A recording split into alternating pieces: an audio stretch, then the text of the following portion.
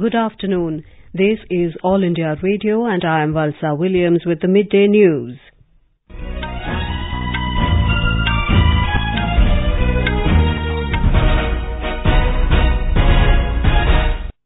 The headlines. Prime Minister Narendra Modi takes stock of global energy scenario with oil company chiefs amid rising fuel prices. Election Commission launches C-Vigil app to check electoral malpractices during upcoming assembly polls. Vice President Venkaiah Naidu urges international community to come together to eliminate terrorism. Air quality early warning system launched in Delhi to combat worsening air pollution. Nation remembers former President Dr. APJ Abdul Kalam on his birth anniversary today. Mahila Kisan Divas being celebrated to increase active participation of women in agriculture and allied sectors. And Indian men's and women's hockey teams bagged silver medals at Youth Olympic Games in Argentina.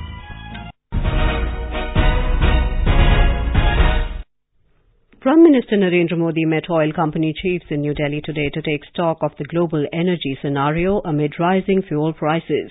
Petroleum Minister Dharmendra Pradhan, Niti Aayog Vice Chairman Dr. Rajiv Kumar and Niti Aayog CEO Amitabh Kant also attended the meeting. The increase in transport fuel prices comes amid a continuous surge in global crude oil prices.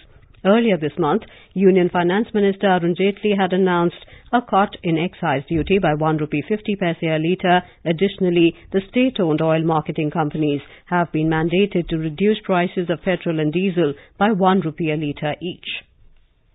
The Election Commission has introduced a unique mobile app, C-Vigil, as a pilot project for the upcoming assembly elections. C-Vigil, which stands for Citizens Vigil, will be operationalized for the first time to help citizens upload or give information regarding electoral malpractices during the polls. The app gives citizens the opportunity to click pictures and take videos of violations and send it to the election officers. The app will work only during the time the Model Code of Conduct is in place in poll-bound states. Mr. Subrat Sahu, who is the Chief Electoral Officer of Chhattisgarh, which is among the states going to polls next month, said the app will help in ensuring free, fair and transparent elections. ये Android आधारित mobile app है जिसकी सहायता से कोई भी नागरिक निर्वाचन प्रक्रिया के दौरान आचार संहिता का उल्लंघन के संबंध में कोई भी गतिविधि उनको दिख रही है तो उसकी ऑनलाइन सूचना सक्षम अधिकारी को दे सकते हैं। उद्देश्य ये है कि अगर सी-विजिल का उपयोग होता है तो इसमें स्वतंत्र, निष्पक्ष और पारदर्शी निर्वाचन में आम जनता अपनी सहभागिता प्रदान कर सकता है। Vice President Venkaiah Naidu today said terrorism is the biggest threat to humanity and all nations need to come together to eliminate the global menace. The Vice President was speaking on India's perspectives on building a secure and peaceful world at the National Defence College in New Delhi. Mr. Naidu said it is time for the United Nations and the global community to act with greater force and determination in tackling terrorism. He said extremism, terrorism, communalism, violence against women and numerous other forms of violent behavior need a concerted approach. The Vice President said community education, interfaith understanding and evolution of societal norms that encourage harmony and zero tolerance towards violence of all kinds can provide the foundation for a secure society. He said education with values of empathy, compassion, tolerance and goodness embedded in the curriculum can prevent conflict and irrational violence. External Affairs Minister Sushma Swaraj today said India is committed to partner with Afghanistan in its efforts to emerge as a united, peaceful, secure, inclusive and economically vibrant nation.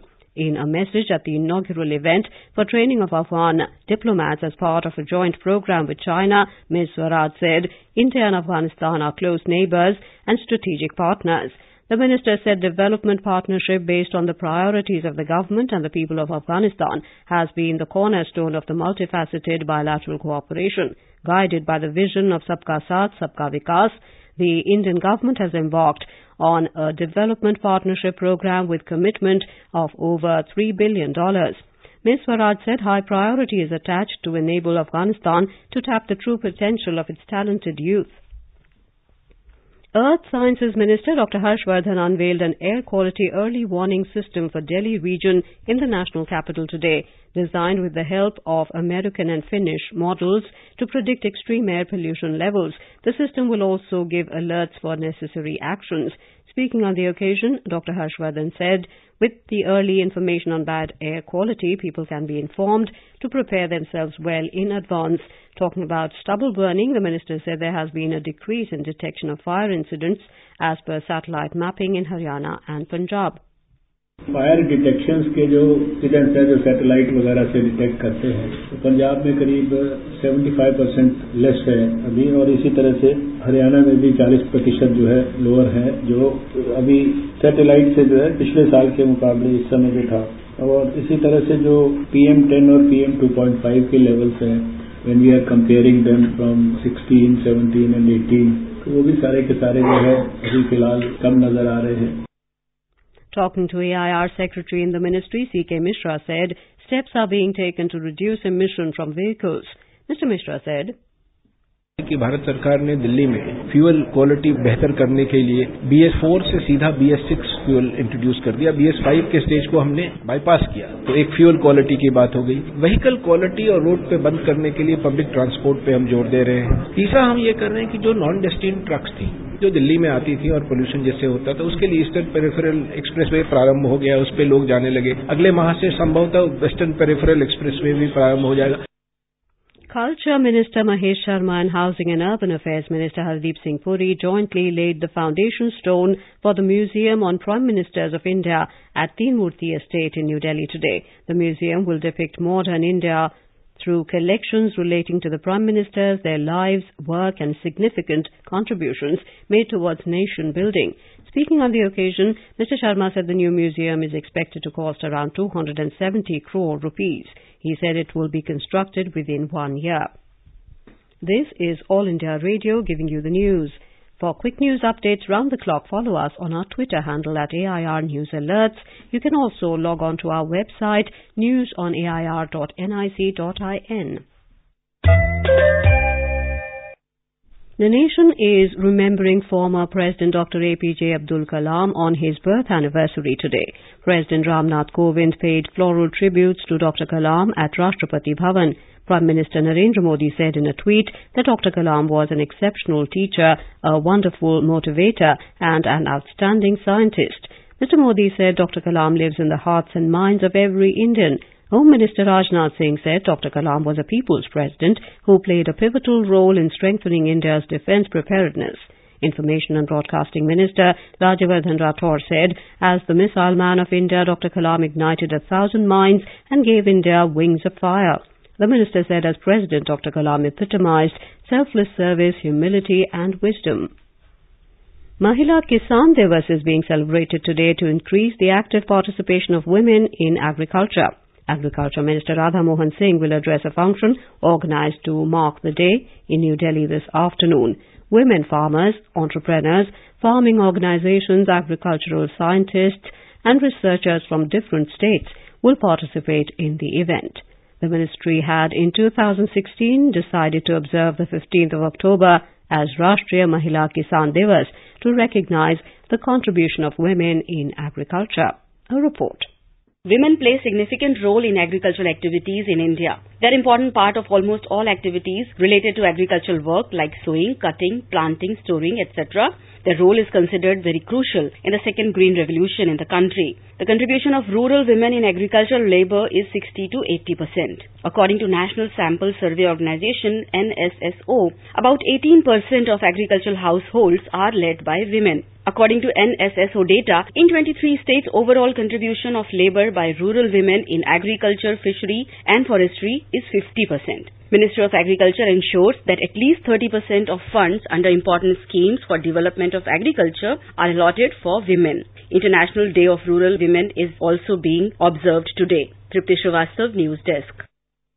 In Arunachal Pradesh, people are reaping the benefits of Swasthya Raksha program. The program was launched by the centre in 2016 to promote health and health education in villages. The Ayurved Regional Research Institute, Itanagar, is successfully carrying out free health camps benefiting thousands of people residing in remote villages. Here is a ground report from our Itanagar correspondent. In Arunachal Pradesh, the Ayurveda Regional Research Institute Itanagar has started the second phase of the Swasthya Raksha program from Papunala village in Itanagar on Wednesday. During this phase, 5 villages in the Papumpara districts will be covered. Ms. Toko Yadak, a patient from Papunala village, said that it has helped her to know the disease or the deficiencies she has through various tests held at the camp, which would have been a time-consuming or hectic affairs if done in a hospital or other. ये दिखाना बहुत अच्छा रहा है और दवाई दे दिया. बीमारी पकड़ा है इन द सेंस वो ये नहीं है कि ब्लड प्रेशर कम है, हीमोग्लोबिन कम है, तो हमको तो पता नहीं था मेरा हीमोग्लोबिन परसेंटेज कितना है, वो सब पता चला है. अगर हम दूसरा मेडिकल में जाता तो उधर टेस्ट करो, इधर टेस्ट करो, लैब में जाओ, ये करो बोलना था. ये बहुत अच्छा किया है. The Ayurveda Regional Research Institute Itanagar will conduct free follow-up health camps in these villages for the next 6 months. During this period, they will also create awareness about the cleanliness of domestic surroundings and environment and its relations with health. Rakesh Dole, AIR News, Itanagar. Inflation based on wholesale prices rose to a 2-month high of 5.13% last month, mainly due to hardening of food prices and rise in cost of petrol and diesel. The wholesale price index-based inflation stood at 4.53% in August, and in September last year it was 3.14%. According to the government data released today, food articles witnessed hardening of prices with deflation at 0.21% in September as against 4.04% in August. Communications Minister Manoj Sinha today said Bharat Broadband Network Limited, BBNL, has played a key role in leading the successful implementation of the BharatNet project for digitally connecting all 250,000 Gram Panchayats in the country. The minister said the objective of this flagship project is to facilitate the delivery of e-governance, e-health, e-banking and other services to citizens on a non-discriminatory basis. Talking to media after inaugurating the new office of BBNL in New Delhi, Mr. Sinha said around 50% of the project has been completed and the remainder is targeted for completion by March next year.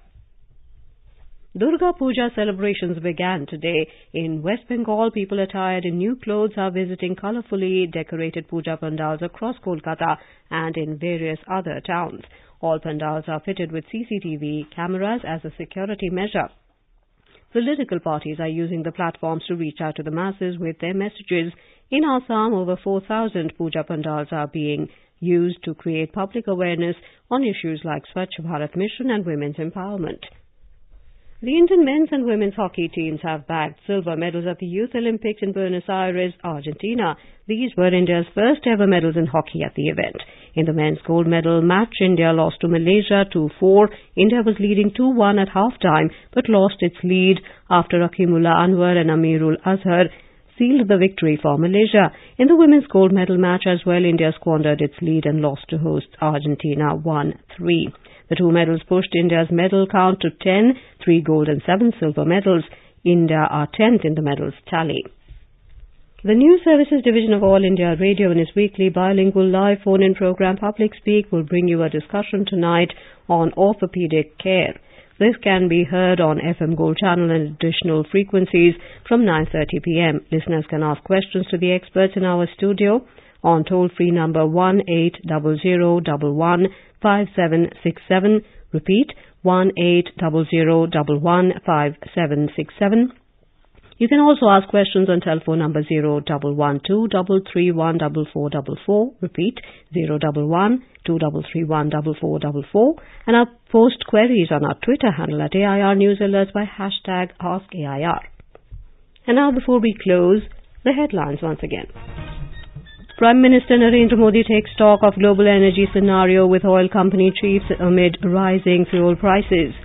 Election Commission launches C-Vigil app to check electoral malpractices during upcoming assembly polls. Vice President Venkaiah Naidu urges international community to come together to eliminate terrorism. Air quality early warning system launched in Delhi to combat worsening air pollution. Nation remembers former President Dr. APJ Abdul Kalam on his birth anniversary today.